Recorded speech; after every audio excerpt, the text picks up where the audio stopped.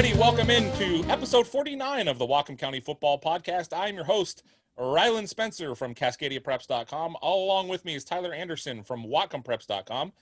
And our special guest this week is Toronto Argonaut legend and Wikipedia page owner, TJ Ackerman. TJ, welcome to the show.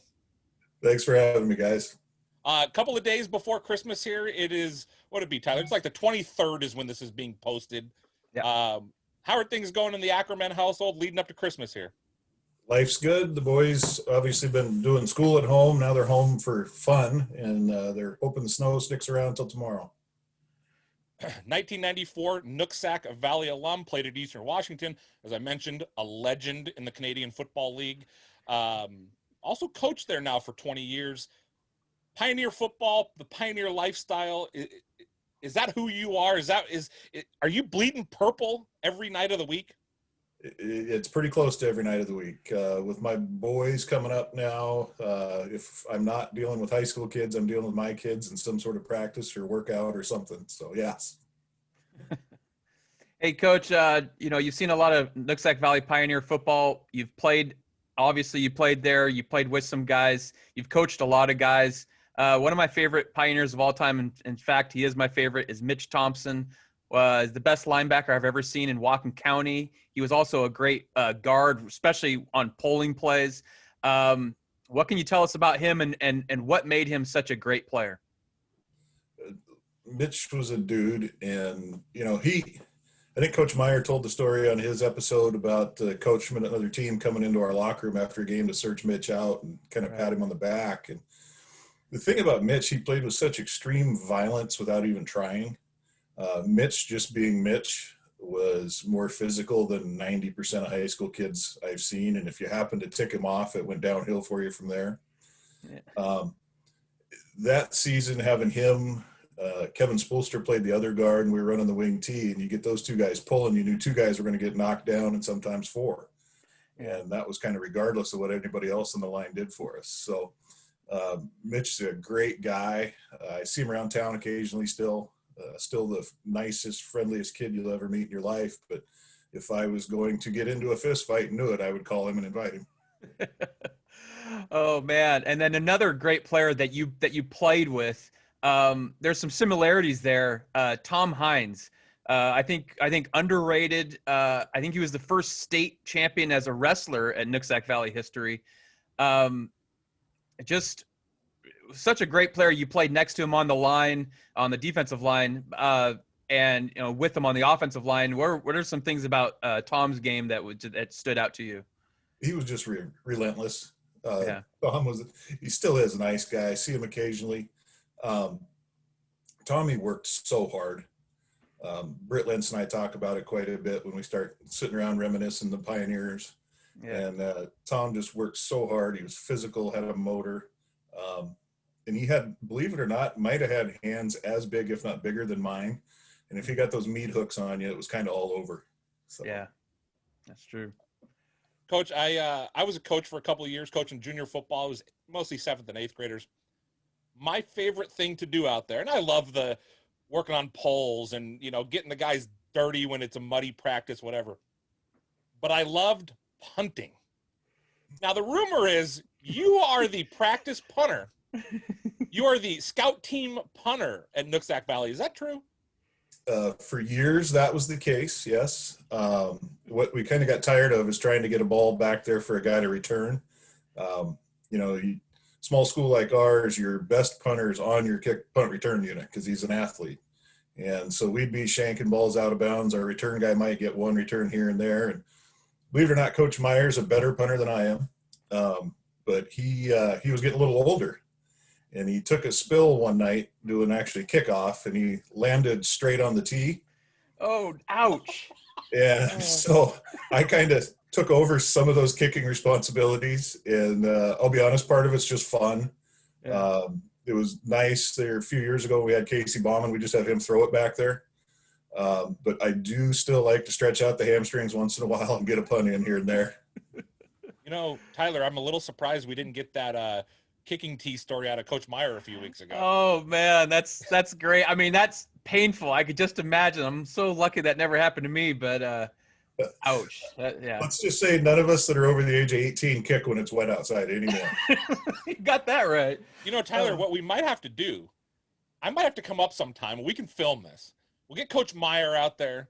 We'll get TJ. We'll get yourself, and even I'll get in on it, and we'll see who's got the best punt. Oh man. My money's on Meyer. Although I know you blasted one in a game, Ryland. I hit one real good one time. Yeah. Now we will have to come up with some rules. Is it like the javelin where it lands, or do we get the bounce too? Because if we get the bounce, I got a real shot. I got a real shot with me.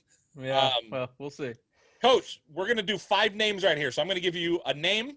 You give me a 5-10 second answer. What are the first things that come to mind when you hear these names? All right. Okay. The first name, Dan Kamink. A legend. If my kids didn't play at Nooksack or don't play at Nooksack, I would want them to play for Dan. BJ Salmonson. Easiest kid I've ever coached. He'll tell you his sophomore year, I never yelled at him once, and that was when we made a semifinal run. And part of that was because his brother played next to him. He yelled at him all the time. I didn't have to. But BJ was a great high school player, went on to have a nice career at Washington State. Now he's back coaching with us, and he just had a baby here this last week. So congrats, Beach. Yeah. Dave Longoria. One of the most intense human beings I've ever met in my life. My freshman year of high school, little known fact, Tyler may know it. My real name is Travis, and I was known as Travis until basketball season of my freshman year because the basketball coach had known my family for a long time and knew me as TJ. Normally only my family had called me that. And Dave Longoria was one of the few people that's continued to call me Travis, and I had no problem with it. Rob Meyer. One of my best friends in the world.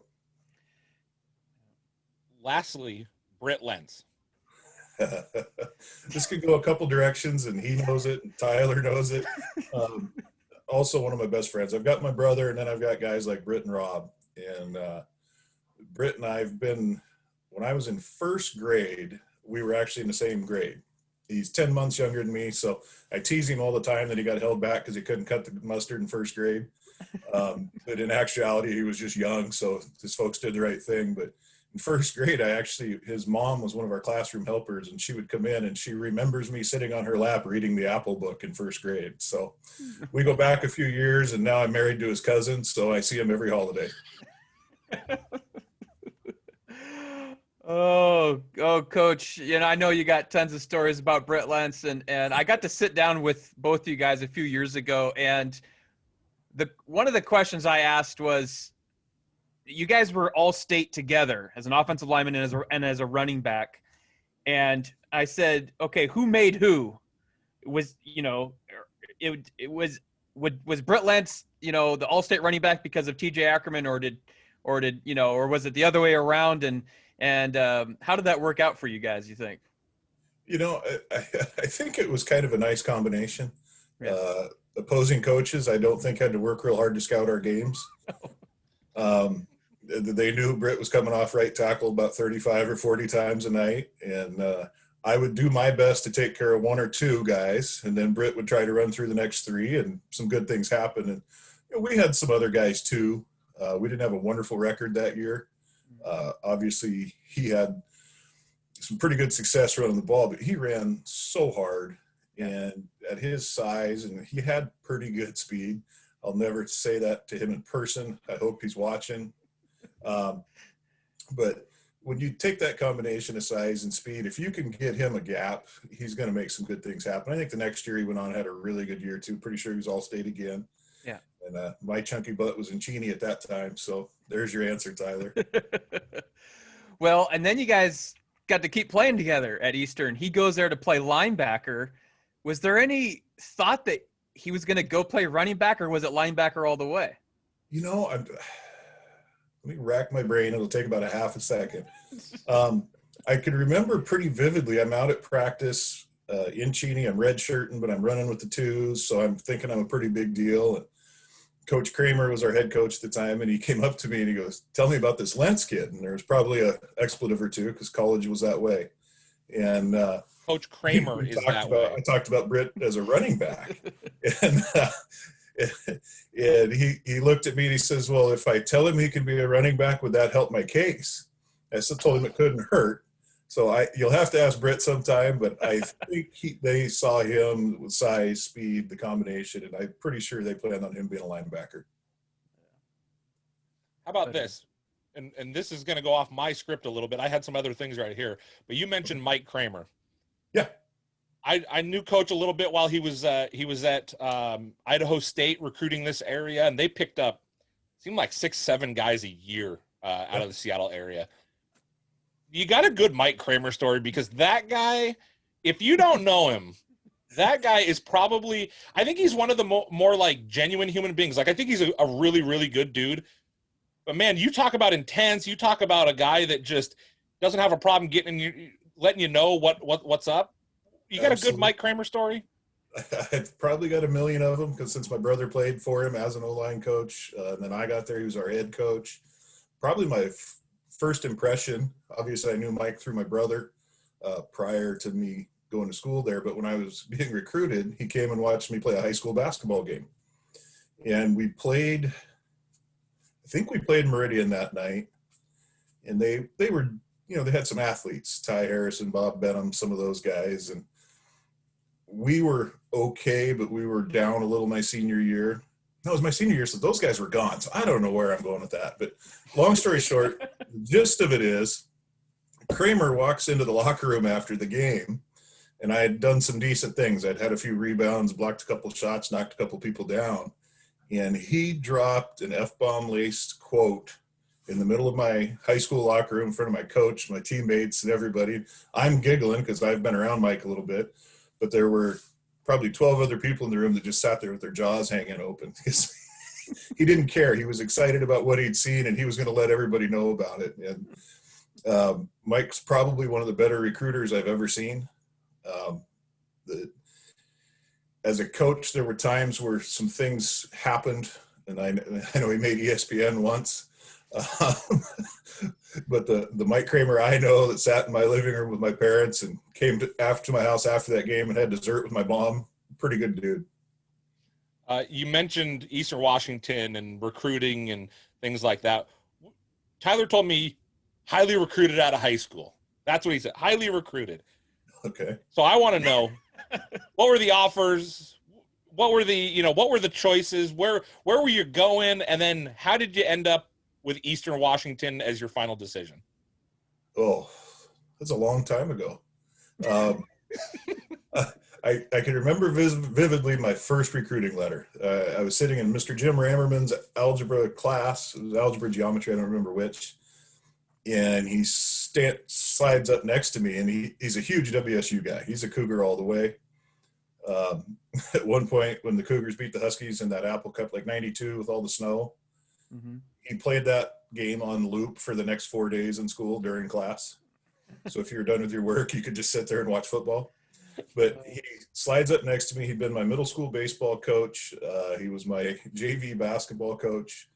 And he slides up next to me, and he puts this envelope under my nose. And then my first letter I ever got was from the University of Nebraska in 1993. It was kind of a big deal as a fat guy. Yeah, I see over your shoulder there. And from that guy right there, actually, huh? Yeah. After about 12 weeks of reason number 37, while you should be a Nebraska Cornhusker, I realized I was one of several thousand fat guys in the country getting that letter.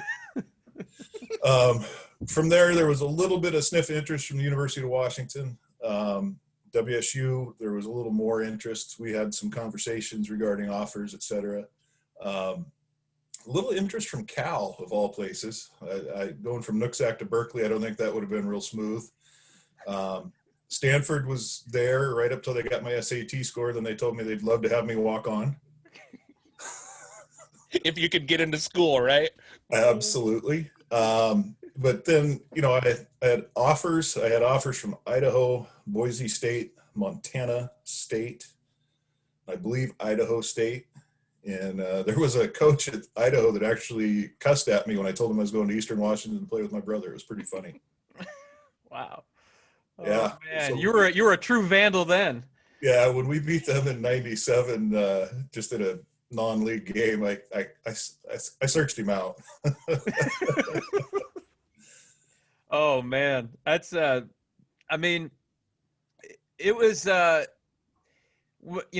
you being 3 years older than I am, it was a big deal. You were a big deal around the county to us that were a little bit younger than you, and you stood out like a sore thumb in high school, and it was just fun to watch you maul guys. But I've always heard from you that you just kind of like, I was just bigger than everybody. But the coach Ackerman now, if you were coaching TJ Ackerman at 16, what would be the one thing you would really push?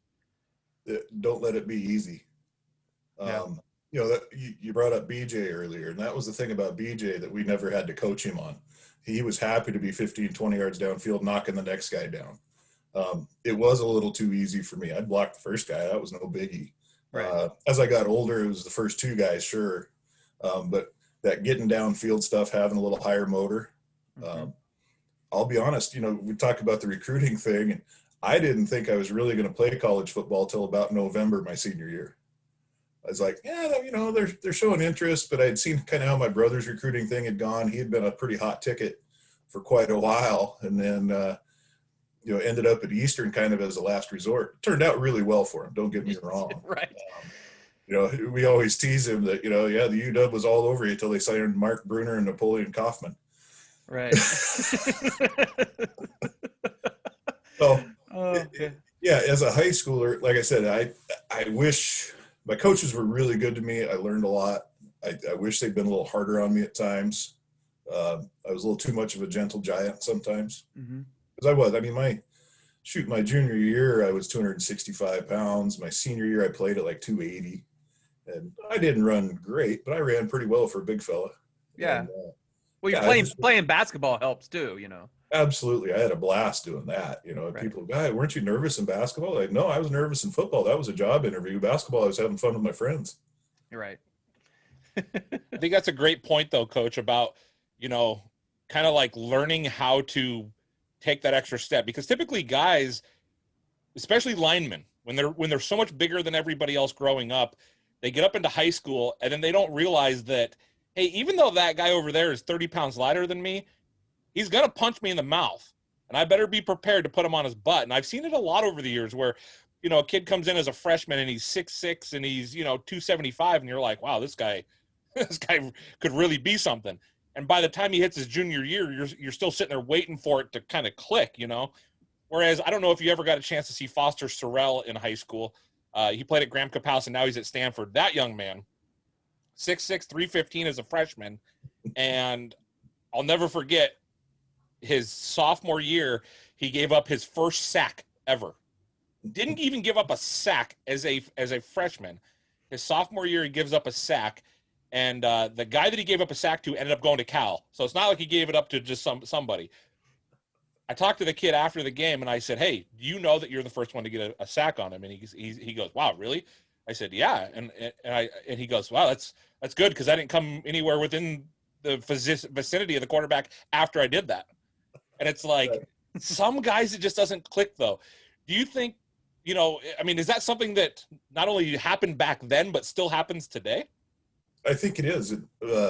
For me personally, I think a lot of it was my parents giving me a good upbringing was, you're a bigger guy. You need to protect the others, not pick on people. Don't be a bully, those kind of things.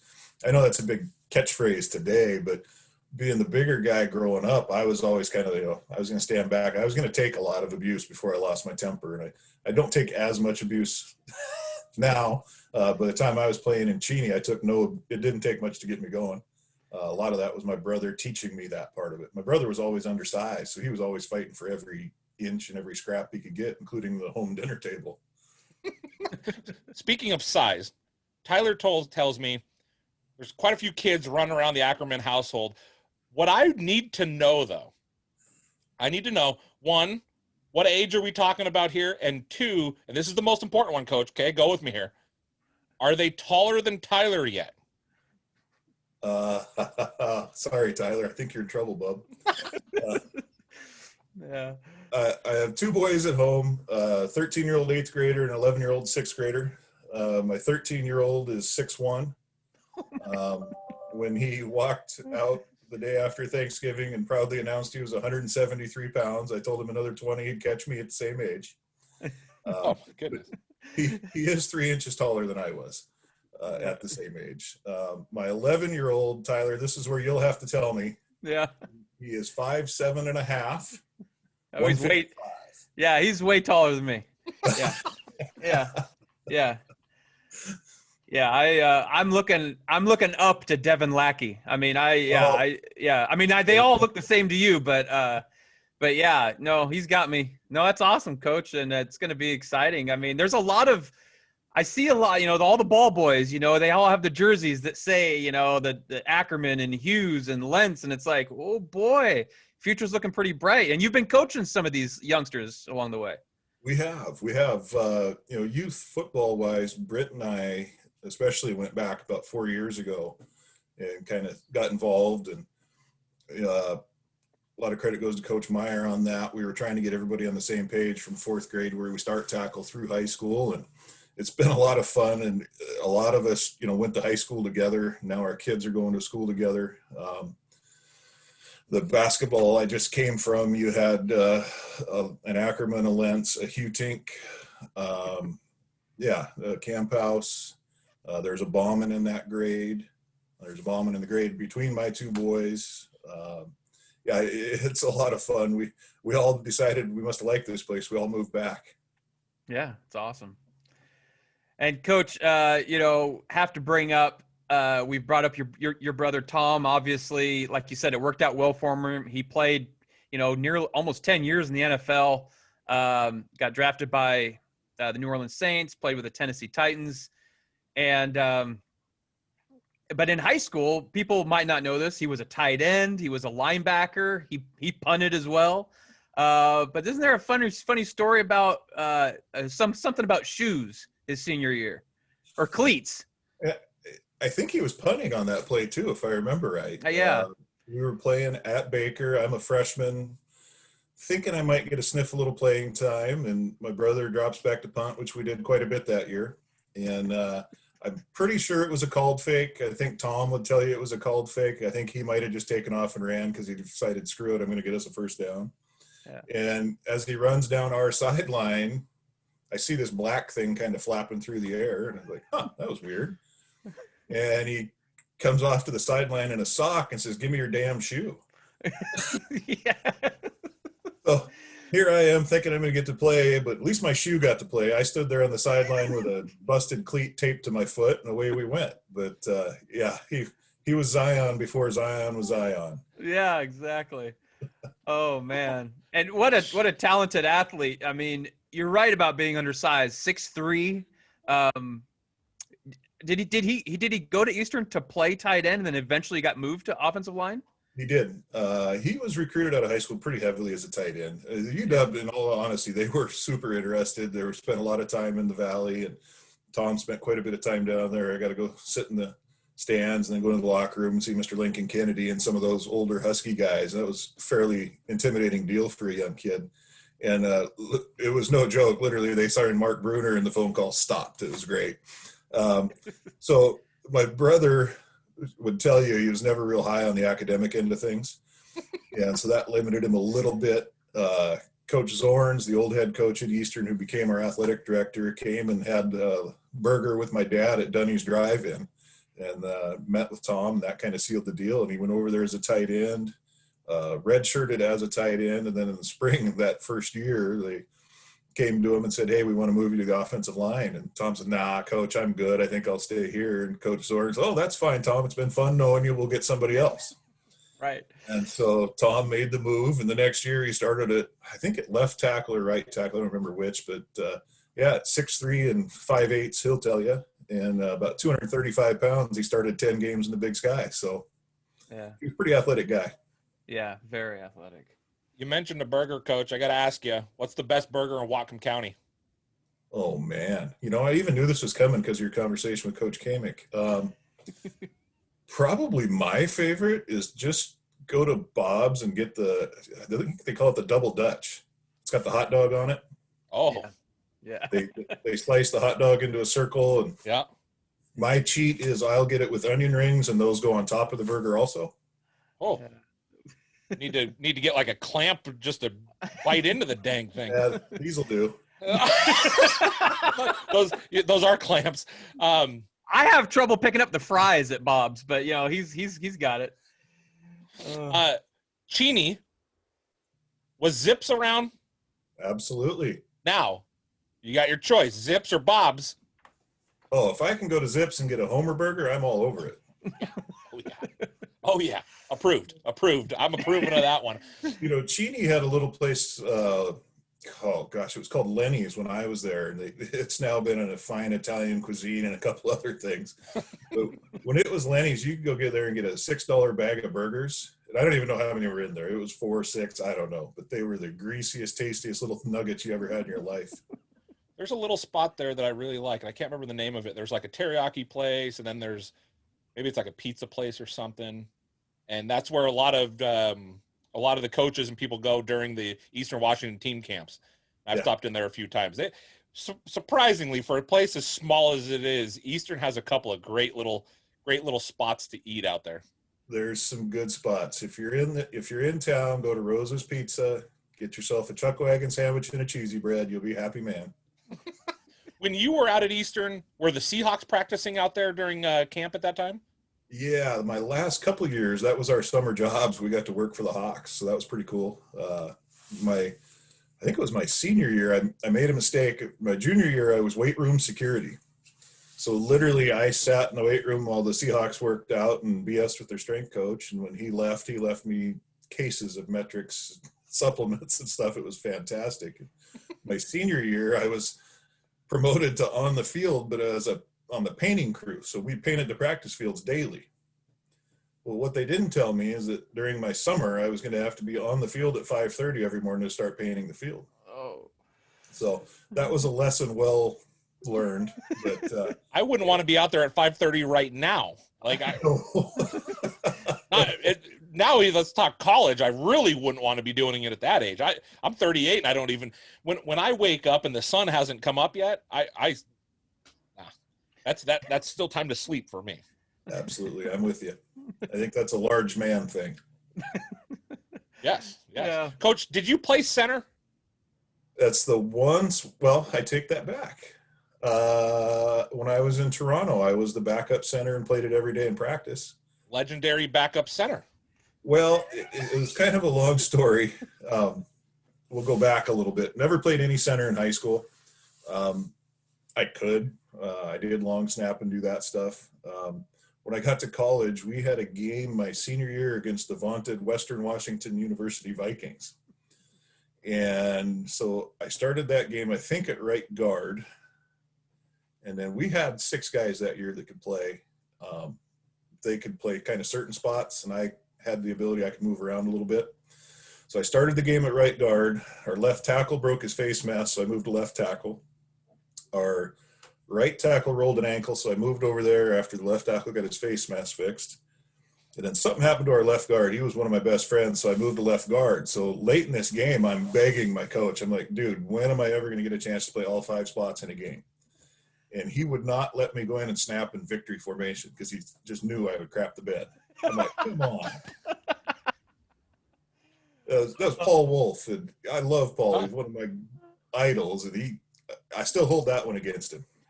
Yeah, as you should. You could have been the Willie Bloomquist of Eastern Washington football back, 25 years ago. The 325-pound utility man. Yeah, there you go. You talked about giving up 1 sack. The only sack I gave up in my college career was in that game to a kid from Western. Oh, wow. I'll never forget it. I was so mad we had a young quarterback, and he held it and held it and held it and held it, and he got up there. He got sacked for a 6-inch loss. Oh. And he ended up transferring to Western and playing quarterback, Scott Mitchell. Oh, yeah. Scott Mitchell, yeah. Yeah, and I gave him such a hard time about it. I mean, I didn't care. It was like, whatever. But Yeah, it was that was one deal from college. I was like, come on, Paul. That would have been pretty awesome. That'd That's have been something I could add to your Wikipedia page. Are you the one who's doing that? No, I didn't create it, but Okay. I noticed it's there, and so now I can edit it. And boy, I'm looking to have some fun with this. Well, you have fun telling any lies you want to tell, my friend. Everyone's gonna know it's Travis James, and it's gonna be fantastic. Coach, another name that I want to ask you about might hit a little close to home, but he was such a tremendous athlete, football field, and especially on the basketball court, a teammate of yours, Vince Anderson. We lost him way too early, but I never got to know him. I got to hear a lot of stories about him from my brother, from you. What are some things you can share about Vince? Vince was just one of the best human beings I ever knew. I consider him one of my best friends simply for the fact that I could go to Cheney and be gone for a year, 2 years, whatever, and I'd come back and it was like we'd been apart for 2 hours. Yeah. There was no preconceived anything with him and I. And it was that way with him and a lot of people. I was around quite a bit towards the end there with his young kids. His daughter's now in college, which Wow. is crazy. Yeah. But yeah, no, he's one of the best people I ever knew. I'm sad my kids won't get to know him. Yeah. That bothers me. I have a tattoo and I got it the day after he passed. Never would have had guts enough to do it otherwise probably, but it was still hard to show my mom. But since it was for Vince, it was okay with mom. Right. Yeah, that's awesome. I mean, I could remember a punt return for a touchdown your guys' junior year against Mount Baker. I remember him lighting up the scoreboard on the basketball court and the infectious smile, and everybody just loved him. There's certain guys that I know I'll never get a chance to meet, and I always wanted to, and he was one of them for sure. No, he was fantastic. Basketball was kind of Vince's thing, and we had to talk him into playing football every time. Yeah. And there was a couple times it didn't work, and that was okay. But he played with us those last couple of years, and I can remember him being when we were in ninth grade, and my brother was a pretty good basketball player, and we didn't have a whole lot at that Tom's senior year, and some of us freshmen were suiting up, and Vince worked his way into playing quite a bit. I can remember Vince throwing a pass to my brother on the post, the 6'3" post guy. Oh, geez. But he could drop step dunk, so it was okay. Yeah.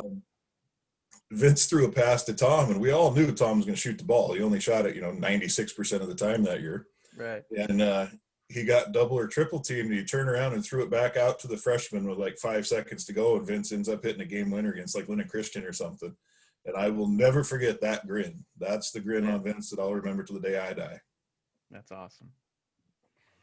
Played in Whatcom County. Played at Eastern. Lots of grass, no turf, right? Tell me this. The player, TJ Ackerman, probably liked the mud bowl, maybe some snow. But does a coach, TJ Ackerman, like any of that? I don't mind it. I'm in the booth. Yeah. I knew that answer was coming. Yeah. No, high school, I never played on turf, not once. Really? College, we'd go to Idaho, play in the Kippy Dome, got on turf there, hated it. It just tore me up. I blew my left knee on the Smurf turf at Boise State, so I don't like that turf. Played a game in Canada once. Saskatchewan, I believe it was. Regina, Saskatchewan. I love it. They needed to replace their turf because the lines were worn out. So they came in, cut the lines out, put new turf on the lines, and left the rest of the original field. So every 5 yards, you had this little speed bump, but yay high. Well, as an offensive lineman, when you're kick setting and you catch a heel on that, it's a little bit of a disadvantage. So I've never been a huge turf fan. Nowadays, with the field turf, that really didn't exist when I was playing because I'm older than dirt. But with the field turf, I love a fast track. It's fun. It's softer on the kids. It doesn't tear up their arms as bad as it used to on the old stuff. So I don't mind it. we've had a couple games around here in nasty weather that were some of the funnest games of my life. We played a week 10 against Linden Christian. I think it was 2008, 2009, playing at home. Northeaster was blowing. It was raining, about 33 degrees. Coach Kamick actually elected to kick off after winning the coin toss so he could choose which end of their offense had the ball in the second half. And that was a fun game. That came down to some strategy and some thinking, which was a lot of fun. And but no, you give me a 50-degree Friday night, little breeze, no rain, I'm a happy man on grass. Now I got to ask you, I'm a big Saskatchewan Rough Rider fan. Okay. I love the Riders. I go up to BC to watch them play the Lions. When you played there, well, against them, were the fans wearing the watermelons and stuff back then? Oh, wow. That was such a brutal road trip. Our plane had to have an engine swap while we were there. I mean, it was just brutal. I remember their fans being quite obnoxious, yes. Yes, which makes sense why I would be a fan. Yeah. Oh, I had a few beverages poured down the back of my neck. I got hit in the head with some various treats. It was a little like playing in Missoula, Montana. Like Cotton Eye Joe and the roof blows off the place. Well, how about this? Eastern, Montana. I mean, the Brawl of the Wild, the Montana State, that's kind of the big rivalry. Absolutely. Eastern and Montana has become a very big rivalry as well. But a lot of people I know that are Eastern fans also really dislike Portland State. And that one has never made a ton of sense to me because it is kind of far away. Is that maybe because Montana and Montana State are kind of their own thing? I think so. It used to be Idaho. Idaho was the big deal. We played for the Governor's Cup. And I think when Idaho went up, they switched it to Portland State. And that's where that kind of came from. Those of us that played there, we didn't like Portland State. We hated going to play in that stadium, in that town. You bus from Cheney to Portland. That's a whole new experience. Eating at the Old Country Buffet every chance because that's what the school could afford. Portland State was a rival, but Montana is a whole different thing. That was the bar we all strived to while we were at Eastern. I think it was my redshirt freshman year, 5 games in, I blew a knee. That was a lot of fun that year. I was starting at one guard, my brother starting at the other. And 5 games in, I get hurt. A couple of weeks later, we're getting beat by Dave Dixon in Montana, and we're getting beat 63-7. Oh. Take that, and then we go to Montana in 1997, and the two teams combined for 12 or 1,300 yards, and we pull one out 47-45 or something like that. So them giving us that drubbing early in our careers is what set us up for being pretty good late in our careers. And so to me, there's no rival like Montana for a true Eastern Eagle. Well, and as it's kind of hard to there you go. Nice. It's kind of hard to find an environment in the FCS quite like Montana. So going and playing at something like that. I mean, Eastern, it's hard because it's a completely different type of venue at Eastern. But when it's rocking and rolling at Eastern, it can be a lot of fun as well. But those games at Washington Grizzly, man, those fans are they are brutal. They're tuned up. The funny thing about that stadium is from the sideline to the start of the stands is 7 yards maybe. Yeah, and it's not very far. No, I've my junior year when we beat him there, I watched our little running back, Rex Prescott. He's all of 5'6", 155 pounds, and I watched him take a shot on the sidelines, and he literally bounced off the concrete 7 yards away. He came back talking trash, so he was fine. But yeah, that stadium is something else when you're sitting there and your coaches are talking to you and the fans are literally looking down into your little O-line huddle. They're pouring stuff on you, hurling some slurs. It's good times. Oh, man. My dad actually made money that year when we were there. It was great. He was betting Montana fans the whole game that Eastern was going to win. He walked out there with a fistful of hundreds. And that's a big fist. Your dad's got huge hands. He does have big hands. I'm going to break up the timeline a little bit because we've been kind of going all over the place, but I gotta ask you about a game your sophomore year with Nooksack. Okay. Linden that year ended up winning the state title, but they didn't win league. And there was a pretty important reason why. Can you tell us about that game that you guys had with them? I believe it ended 14-13. That's really funny that you would know that, Tyler. Hey, I just recall somehow. Well, what I can remember about that game most vividly was Dave Longoria just willing us to win a football game. He and Tim Hansen had a couple, I think it was Tim, right? Tim Hansen? Yeah. They had a couple collisions during that game that were just ungodly physical moments. I can actually remember at one point on the goal line and playing defensive tackle, and I meet Tim Hansen in the hole, and I'm losing. And all of a sudden I get hit from behind, and it's Longoria, and he piled both of us up about 4 yards in the backfield. But yeah, I think the moment you're looking for is when a tall, dorky sophomore got a paw on an extra point to preserve a victory for the Pioneers. Yeah. It was that was huge. I mean, because you guys had talent, but the league was just so talented. Linden and Linden Christian playing in the semis that year, it was pretty much a foregone conclusion. Whoever was going to win that game was going to win state. You guys were great. Meridian had a ton of talent, Blaine was down a little bit that year, but I mean, and Baker is always rough, but it was just a really tough league that, back then. Yeah, it was a murderer's row, kind of like what we've been doing the last few years. It's just tough. Right. Yeah.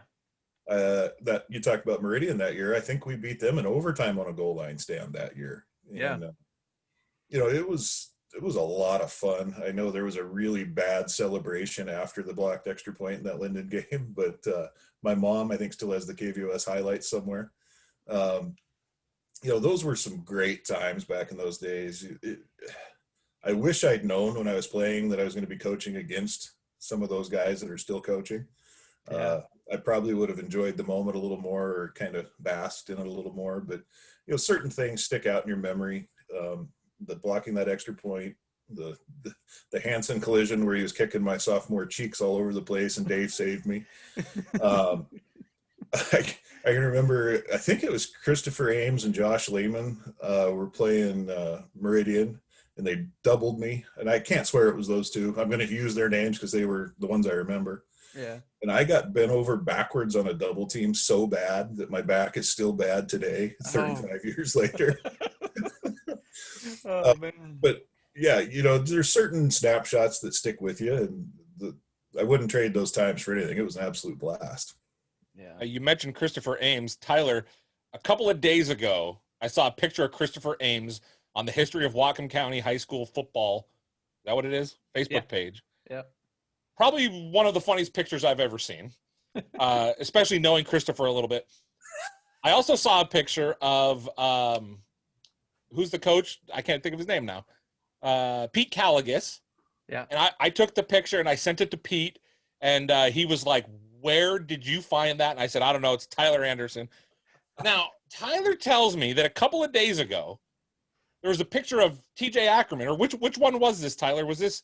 Yeah, this would have been just yesterday. Yesterday. Or Sunday. And he tells me this is like the most interacted picture so far.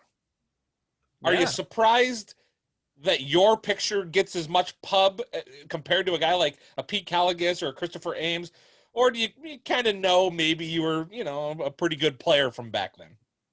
I know that my friends are going to give me guff at every opportunity. And Blake Van Dalen from Linden was just in the gym, and he just asked me, "Oh, are you kicking off your social media campaign now?" So thanks, Tyler. Hey, anytime. We had a good laugh. I told Blake the story of that picture. Yeah. We had my recruiting stuff kind of laid out on the table, and I can't remember the guy's name from the Tribune. Tyler, you can probably help me. Tim, was it? Oh, Tim Mahoney? Mahoney, thank you. Yeah. Wore his knee pads to basketball games and took tons of pictures. I mean, the guy spent, he was you before there was you. Right. As far as putting in time and effort and really taking care of the local kids. And he's taking this picture, and he's got me sitting there like, hey, Right, yeah. Where am I going to go? And yeah, for that to be the picture that get used a lot is actually really funny to me. I think it's great.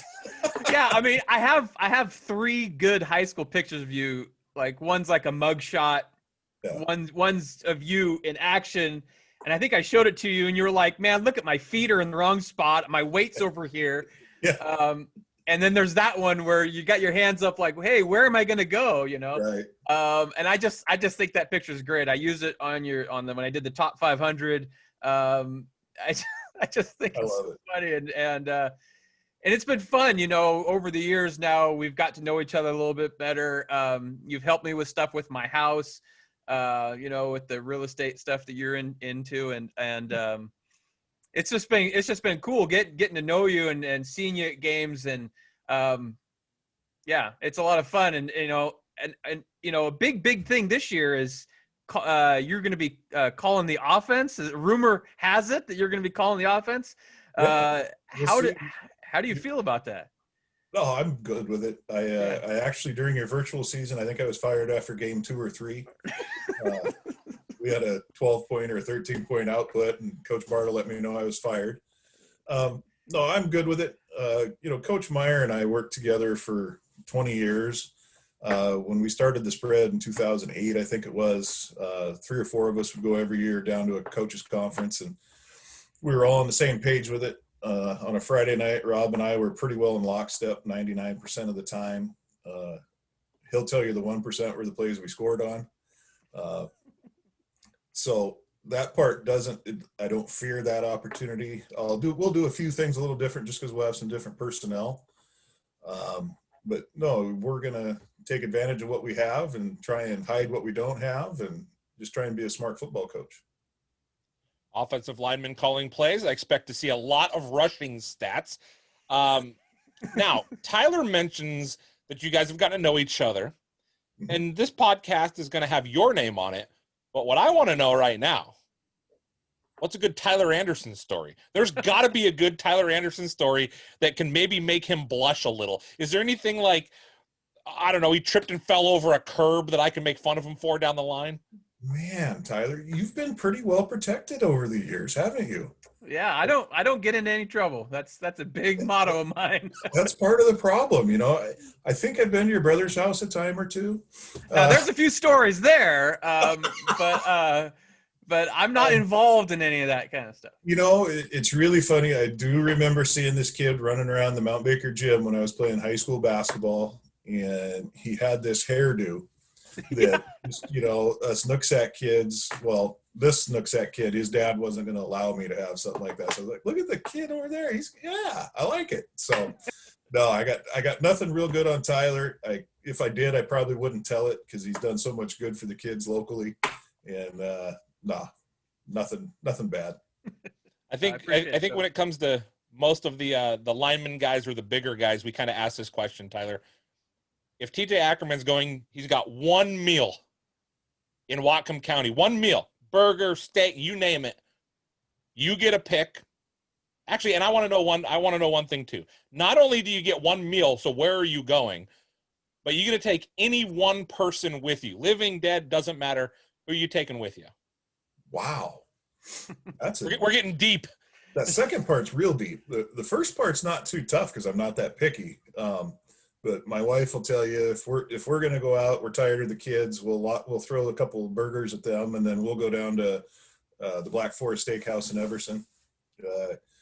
Probably get a bar steak, but I have to say their burger's pretty good too. Mm-hmm. If I could take anyone with me, and don't say your wife. I know I was going to go there, but. Here's the thing. You mentioned that she watched it with you or something. So it's probably a pretty good chance she's going to watch this. But I don't want to hear her name. I don't want to. I want somebody different. Amy knows she's loved. We don't have to worry about that. If I was going to pick one person at this point, sitting right here, you put me under the gun, I'd probably say Kurt Kramer. Oh wow, not a bad one. Yeah, you know, he and I never got to know Kurt real well. We had a couple of times at camp in Cheney over the last few years, and they'd take us down to Gatto's or whatever. And Kurt and I'd be hovering over a salad bar and whatever. And had a few conversations with him there. I'm joking. I was going to say a salad bar. But I actually got to know him a little better when I was a JV basketball coach, and he was refereeing basketball games. And I can remember very vividly there was a call in a Nooksack Linden Christian game that could have gone either way, we'll say. I felt like it went against the Pioneers, and the LC fans thought it was a wonderful call. And about a year later, I ran into Kurt, and he says, "Do you have any film of that call?" I was like, "Yeah, coach, I can get that for you." And after watching it, he told me, "Yeah, I could have gone either way." I appreciated that about Kurt. You know, I know he was a hard worker as a coach, and the fact that he was wanting the film as a referee, I totally respected that. Now, speaking of film, you mentioned earlier about Rob Meyer going down on a tee. Is there any practice film of that? There is not. There is a story, though. As a track coach, Rob Meyer, I didn't get to witness this one. But if you ever go to Nooksack, out behind the weight room there used to be these bullards, the vertical pipes, you know? Yeah. And Rob one time allegedly decided he was young and athletic enough to stand on one of those and step to the next one or jump to the next one. And he was purple from his calf to his right cheek for about 6 months. Wow. So the next time you see Coach Meyer, you ask him about that one. That's one of those things that in today's day and age is called a fail. When we were younger, it was just America's Funniest Home Videos is what it was back then. It was $100,000. Tyler, what do you think? Ask the final question. Yeah. Well, before you do, we'd be, remiss if we didn't ask if you had any Bob Ames story. Oh yeah, we got since you played against him when he coached and then got to coach against him for so many years. Let me put it to you this way: my dad went to Bob Ames's bachelor party. Wow. Well, there you go. Okay. My mom, Coach Bartle's mom, and Bob's wife were all in school together. So there's, it's North County. We're all tied together. We have to check family history before we go on a date. Yeah. Sorry. He's not wrong. It's true. Best Bob Ames story. One of my greatest memories as a coach was actually 2009. We're sitting in the Tacoma Dome in the semifinals, and the booth situation at the Tacoma Dome is actually atrocious. You're just kind of sitting out there in the open air up there in the upper deck, and I'm sitting up there and I'm all stressed out. We're turning the ball over too much. We can't cover a wheel route from Cascade Christian. And I turn and I look over, and there sits Bob, Michael, Patrick, and Christopher about 10 feet away from me with the biggest smiles on their face because they were happy to see the Pioneers struggling, I think. But no, I can remember the thing that sticks out most is in high school, I used to grab the roster before the game of the opponent, and I'd sit there and I'd look at it. And I'm just looking for that one guy that's 220 to 270 pounds that I have to worry about because the rest of them I wasn't too worried about. And Coach Ames' roster in 1993 even had their largest child at 167 pounds. And you knew it was a lie. The year that it was the worst was 2003, I think. When they won state, yeah. Yeah, was that Dustin Knight? Steve Arnold? Arnold? Steve Arnold, yeah. Yeah, so I can remember we were okay that year. Yeah. We had some kids get hurt and do some things, but when you got a Ty Williamson and some of those guys on your team, you can do some things. And we were getting ready to play Meridian, and we were pretty jazzed up about it. And I'm standing outside our locker room, and this is before the remodel, so the visitors had to walk right past us to get on the field. Yeah. And I can remember Bob's old line crew walking by me that day, and in cleats, about 3 of them looked me eye to eye, and I turned to Britt Lentz. I said, "We're screwed." Yeah, that was a huge team. That was a huge team, and I knew how fast they were from film. And we went out, we gave them a little bit of a battle, but it's like, okay, Coach Abe, Stephen Auld does not weigh 143 pounds. He might have been that at age 2. Yeah. Little bit of the battle, aka we won the coin toss. Yeah. Oh, I don't know if we even did. Oh man. Oh my goodness.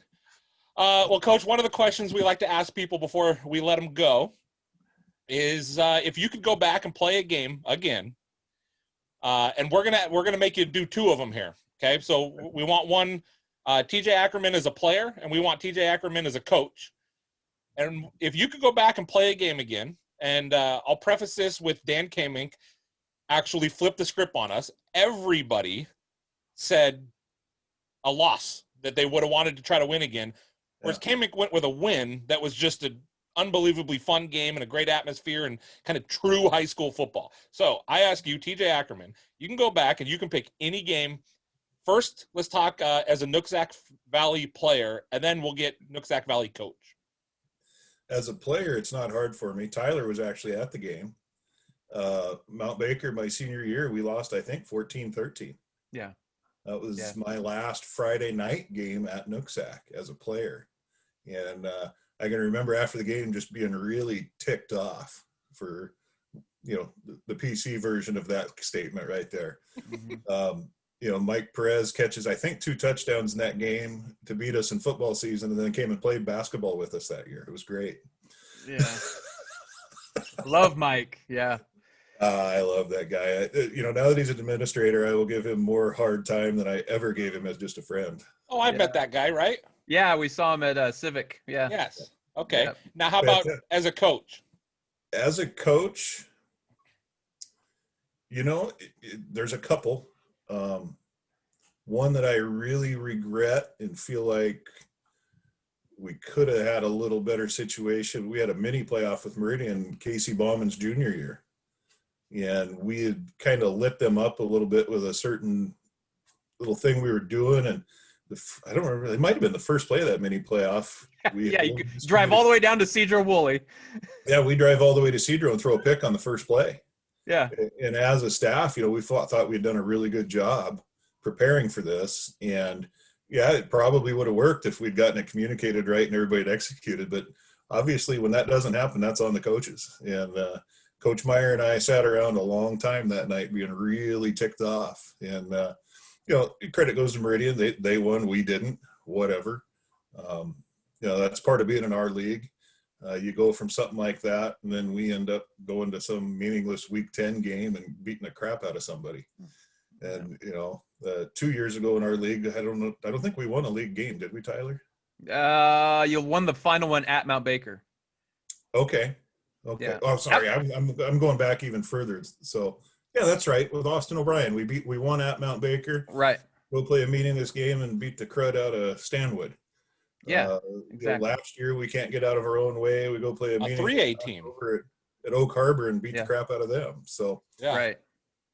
A lot of those league games over the year I'd love to have back. Don't know what I'd do any differently, but it'd sure be fun to second guess myself. Those are both 3A teams, correct? Yeah.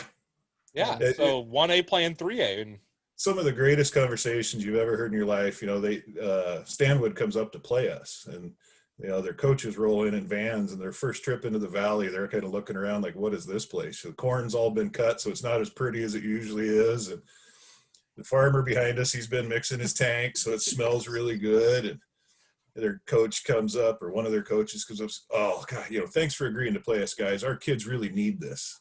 And we're all like, oh, your kids really need this win. Okay. And to go out there and stick it to them a little bit felt really good. Yeah. That's one of those classic, like, our kids want to end on a high note. It doesn't matter that you guys are a 1A school. We're going to come up to the Northwest Conference and we're going to put it on you guys. And then, at halftime, they're going, hey, what the heck is this? Who are these guys?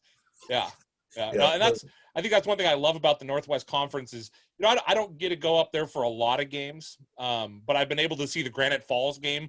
What was it, Tyler? 2 years in a row, I think I went to that game. Yeah, because they were always like on a Tuesday. Yeah, because it's that random, they got to get it in. And every time, both times I went there, I saw Mount Baker one year, I think. Yeah. And I saw Meridian the next. Yeah. And both times I knew it was going to be a bloodbath. Like, I knew it because that conference is just so tough. And that's why, and maybe you can talk about this a little bit, and I love that the final question now turns into like 9 more minutes, but the home and home is now going away.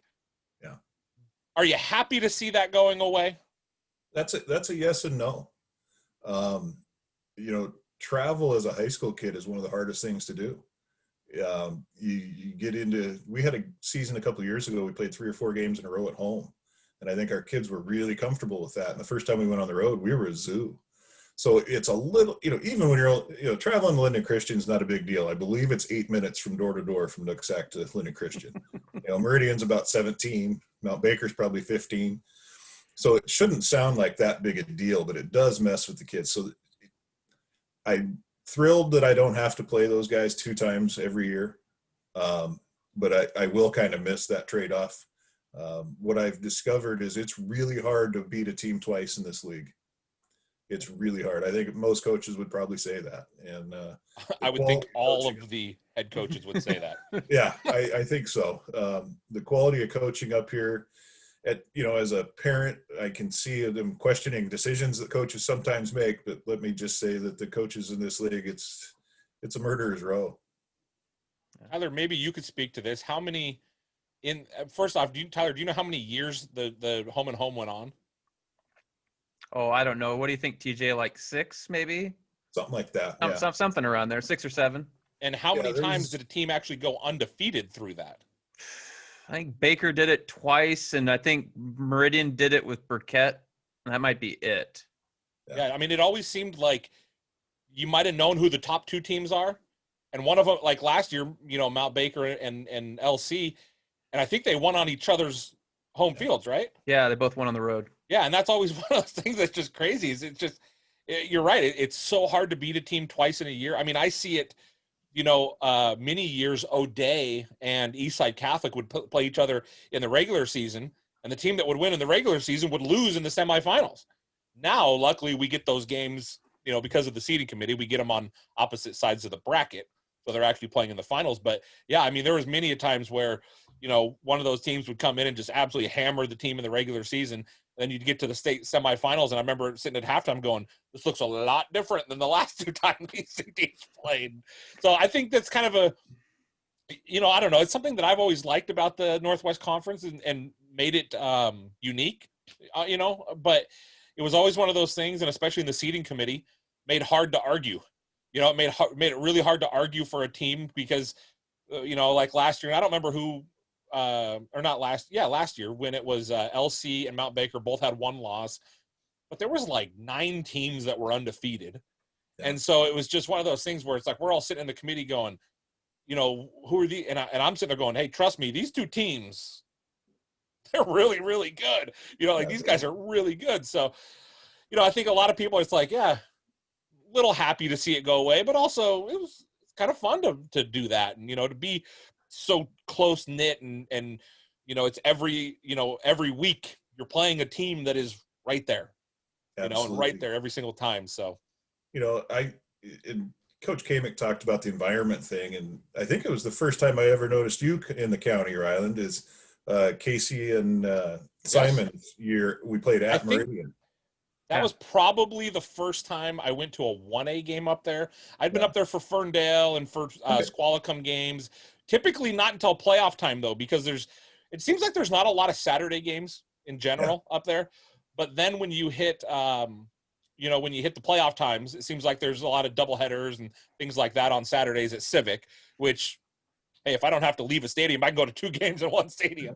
And then there was a time I ordered a pizza right to the stadium and had them slide it underneath the thing, too. That was great. But, yeah, I mean, I respect that. Yeah, that atmosphere that night, Coach, that was one of the best atmospheres I've ever been to. I got there I feel like I got there like 45 minutes before the game, and it was full.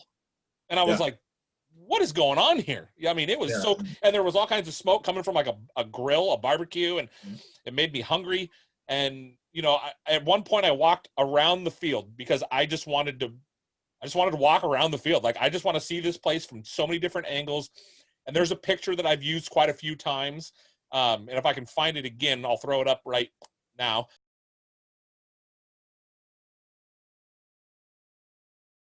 But there's a picture that I've used quite a few times that is kind of from what would it be? It'd be the northeast side of the stadium there at Meridian, and it's looking through your guys' warm-up back at the stadium, and the sun is going down, and that was I mean, Yeah, obviously not a great game for you guys, but that was a fun night for a high school football fan that didn't have any skin in the game. That was a fun night.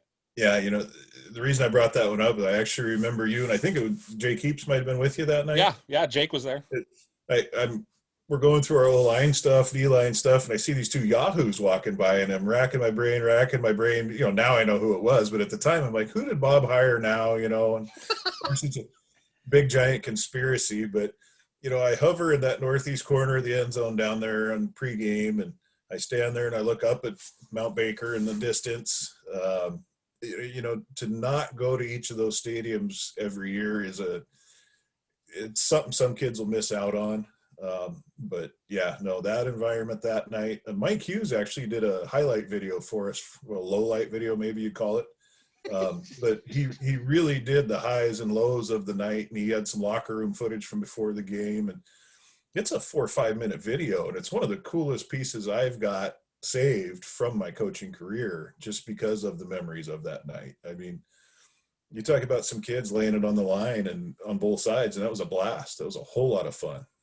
Yeah, that was a fun night. I did a post game thing on KJR down in the Seattle area, and it was kind of funny. Typically, they would come to me because I'd be at whatever game is the big game of the night.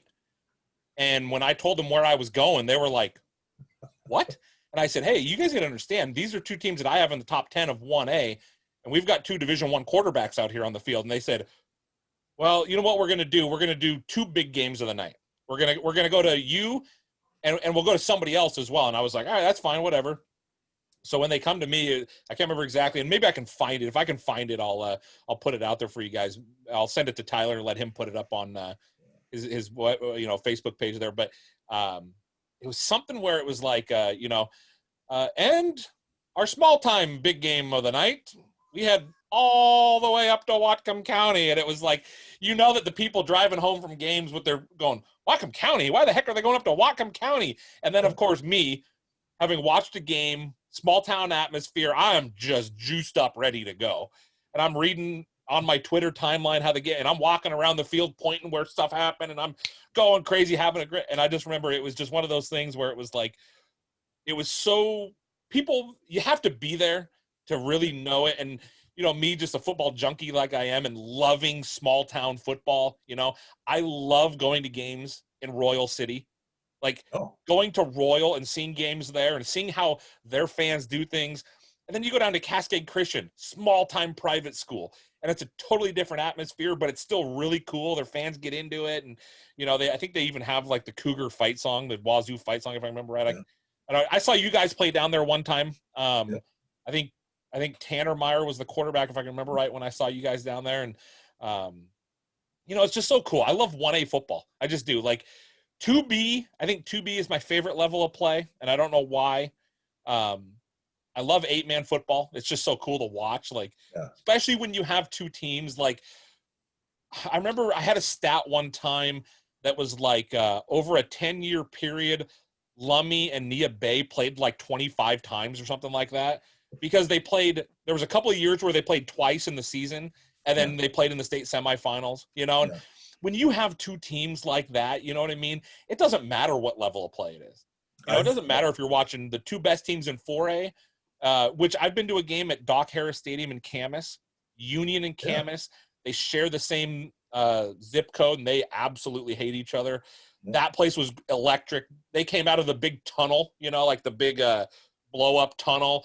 And as soon as they came running out, I'm sitting there recording it like, oh, this is kind of cool. All of a sudden, fireworks start going off behind me. Like, that's a total 4A atmosphere, But when you have Eastside Catholic and O'Day and, you go down to 2A and there's, Linden playing a number of different teams. Heck, that game I went to last year, Tyler, that Linden Lakewood game wasn't necessarily the greatest game, but being at a game in Linden on a Friday night, I was soaked from head to toe, and I had, an hour and a half, 2 hour drive home, and I probably had a smile on my face. Well, not the entire time. Driving from Linden down towards Civic on the back roads, not exactly I wasn't having a ton of fun doing that. The only drive that has scared me more was going from, I saw you guys in a week 0 scrimmage, and you had, I don't remember who you had, but it was a Saturday. Casey was probably a junior, maybe it was his senior year, and I went Anacortes to Nooksack Valley down to Civic, and the drive from Nooksack Valley down to Civic, when you go like 25 minutes without cell service and you don't know where you're at. Luckily, it was like one. You went right past. Yeah, you went right past where I grew up. Oh, I had up and down, and there's just trees, and you don't see anything else. And I'm looking. I got my phone up on the dash, just waiting. Like, hopefully, at some point, a signal comes through before I get to like Acme or something. You know what I mean? Like, I have no idea where I'm at, but I don't know. It's crazy. I feel a little more connected to Whatcom because of everything that we've done here, Tyler. But I love going to games in general. But anytime I can get to the small town, man, it's just so much better. It just is. There's nothing like a 1A, when you got two good fan bases and, there's nothing like it. And that night up there at Meridian, even though it wasn't too fun for you guys, I think that's probably one of the top 20 games I've been to in the last 10 years. It was just so much fun being there in the atmosphere and everything. And it is kind of funny that you saw us wondering what the heck we were doing, huh? Because we're out there. I got our cameras up. Just creep in the back of the end zone back there, and I got my spidey sense going a little bit. Ryland, let's be honest. The reason why that game was so great was that was the night you met me. And you go. The crazy thing is you were talking to Jake Heaps and Brandon Huffman about some stuff, and all of a sudden Nooksack scored a touchdown, was bombing to Kyle Veldman, and you guys kind of perked up, and I said, hey, that was Veldman's 100th catch in his varsity career, and you started laughing. You go, this guy's nuts. How does he know that? And I'm like, I'm just saying it is. I'm just putting facts out there. That's all I'm doing. And you know what, Tyler? There's been a couple other times I've been with you and you've done the exact same thing. Yeah. You know what I mean? Or we're about to do a podcast or something, so we're kind of doing a little bit of prep, and all of a sudden you go, by the way, this guy had his 108th reception of his career, which puts him 4th all time. If he has 7 more, all of a sudden I'm like, dude, what are you talking about, Tyler? Like, where do you come up with this stuff? Yeah. I love it. Yeah. I love it. Whatcom County High School football, me Mexico. Tyler's got him down. He's got him down. Yeah. Tyler, I got a stat for you. Okay. Kind of off it's not really in your wheelhouse, but Okay. Ryland mentioned Royal City. Yeah. And I was there once in probably 1993. We were traveling to University of Idaho for a high school basketball camp. We stopped in Royal City to play a game on the drive over. The only high school basketball game I've ever been ejected from was in Royal City. That's going on the Wikipedia page. The Wikipedia page is going to have Toronto Argonaut legend appeared on the Whatcom County Football Podcast, ejected in Royal City is what it's going to say. Absolutely. Right. It's so fun. I get a kick out of it. Royal's always at Eastern's camp, so we've gotten to know those guys pretty well over the years. And I think it'd be a blast to set up a non-leaguer and go over there early in the year when the weather's nice and just go experience that as a program. I think that'd be really cool. And well, you should make it happen, because early in the season they do a thing, and I don't think they call it this like openly, because that's probably one of the more humble programs I've ever been around. Absolutely. But they do a thing called beat 'em and feed 'em. And what they do is the opposing team, they beat them on the field, and then after it's over, you go into the locker room, and before you can get on the bus, you got to get a plate of food. And I was out there, would have been like 3 years ago. They played a game on a Monday night because on Friday there was too much smoke in the air from some wildfires. Okay. It was Royal and Othello, and they hammered Othello that night. And Othello was a pretty good team. I think they ended up going to the state tournament that year. But they hammered them like 44-0. And Othello isn't very far away, right? I mean, it's 10 minutes down the road maybe. But they did beat them and feed them. And they gave me a steak sandwich for the road and like fresh watermelon. And I'll tell you what, they're getting my business once a year, because I'm making sure I come out to that beat 'em and feed 'em game, because It's a 3-hour drive, in that range for me, out to Royal City. Maybe more like 2.5, but it's a little bit of time. It's an hour.